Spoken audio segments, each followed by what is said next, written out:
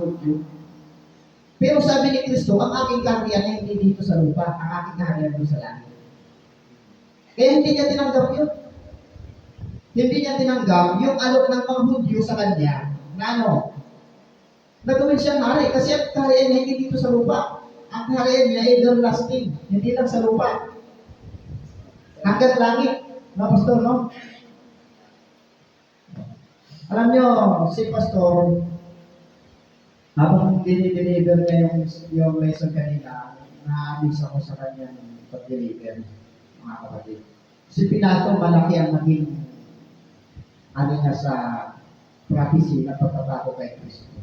Actually, mga kapatid, si Pilato, bagaman siya ay gobernador ng time na yun, ng mga kapatid, siya ay nag-compromise sa kanyang pananampalataya. Kasi nung compromise, tama si Pastor eh, walang nakitang butas si Pilato kay Kristo. Kaya ipinubaya na lamang niya sa mga Hudyo. Sino si